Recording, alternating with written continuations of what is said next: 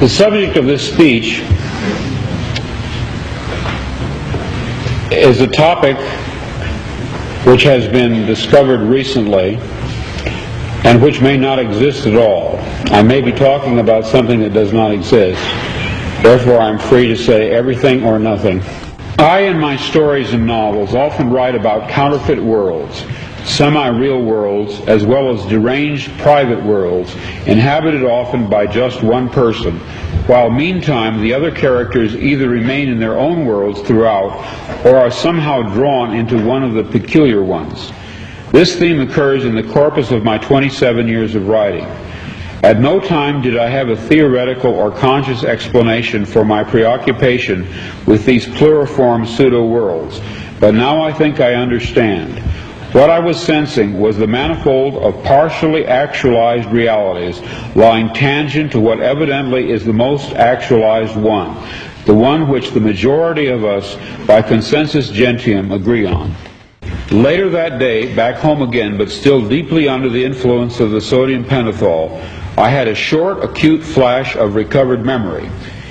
Then, in mid-March, a month later, the total body of memories, intact and entire, began to return.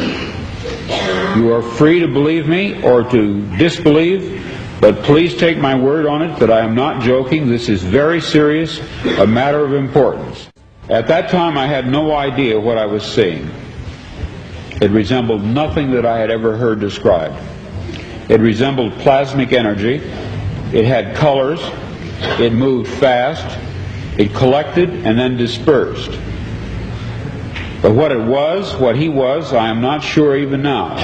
In other words, it's a common theme in my writing that a dark-haired girl shows up at the door of the protagonist and tells him that his world is delusional, that there's something false about it. Well, this did finally happen to me. I even knew that her hair would be black. I had an actual complete sense of what she would look like and what she would say. She did appear. She was a total stranger, and she did inform me of this fact, that some of my fictional works were in a literal sense true.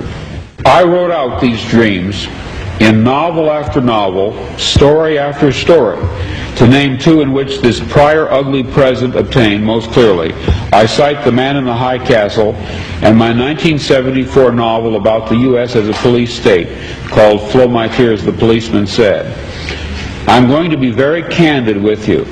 I wrote both novels based on fragmentary residual memories of such a horrid slave state world. People claim to remember past lives. I claim to remember a different, very different present life. I know of no one who has ever made this claim before, but I rather suspect that my experience is not unique. What perhaps is unique is the fact that I am willing to talk about it. We are living in a computer-programmed reality, and the only clue we have to it is when some variable is changed and some alteration in our reality occurs.